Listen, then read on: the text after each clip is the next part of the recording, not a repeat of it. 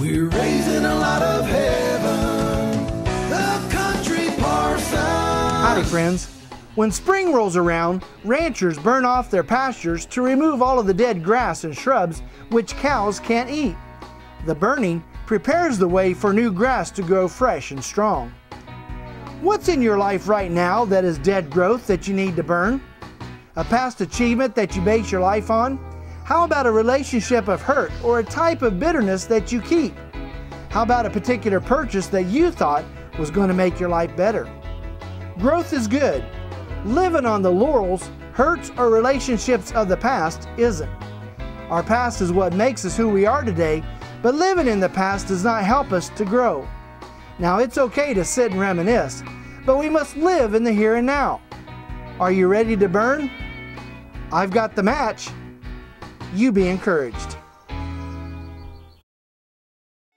Crop News brought to you by Heritage Tractor, your full-line John Deere dealer. Visit us online at heritagetractor.com. Good morning and welcome back to the show. We're at Premier Farm and Home and we are in fall season. I mean, we are in full swing of fall season. So everybody's grass is starting to green up. If it hasn't, you're going to be out here at Premier Farm and Home buying some grass seed, and we're going to talk about seed tags. Let's talk about that. Right. For those of you who don't know, any grass seed or any type of seed that's sold in Kansas requires the state to put a tag on it that tells you what is in it, how much weed seed's in there, when was it last tested, how much of what variety. Those sorts of things are important for Kansas law that we put them in there.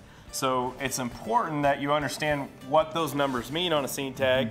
So when you go making your buying decisions, you're comparing apples to apples, and we're not buying something maybe we didn't want, or we're getting a surprise in there that we didn't plan on.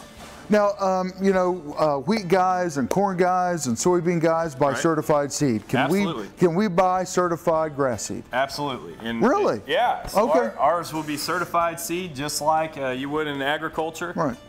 It's a very good idea to look for a blue tag certification with turf grass seed. So they'll have a little blue tag that's right next to the tag that says it meets some sort of certain minimum requirements of quality as far as weed seed goes and those sorts of things. And so that's important to determine, how good is the seed and how much of something else are you getting. Okay, so let's go, and we're not going to go line by line on a seed card here, but what are some of the things that we should look at? What we're looking at, the first thing that should draw your eye is the weed seed content. And I like to look at a bag and just flip it over and say, hey, how much weed seed is in this? And let's say, for instance, Brian, we have one that has 2% weed seed. If we had 2% weed seed, we're looking at about 300 weed seeds per pound if you bought 100 pounds of seed. So if you buy 2 bags, 2 pounds of that's weed seed. There's about 300,000 weed seeds per pound. That's 600,000 weed seeds. If that covers on an overseed half of an acre, we're looking at 23 weeds per square foot you're planting. So think about that. Son of a gun. A square foot, 23 weeds, that's creating another problem. So we really need to watch that purity level and make sure that it's not out of bounds there. So what we want to see is probably no more than 0.0 something. Okay. With K31, there may be a little higher tolerance there, maybe a 0.1, but if we have a 0.0 something, that's what we're looking for. And we're not picking on any brands, and I'm not talking about any. We're not here to make your buying decision for you. We're just trying to get you some information. Big box stores carry, some manufacturers that may be a little bit different than say some of the other people carry. So, people go there because it's convenient to get that. But in the long run, are they going to be unhappy with that? It really depends. Some of the big box stores have excellent quality, and you definitely pay for them in the big box stores. It's one thing that they're not super cheap on or anything like that.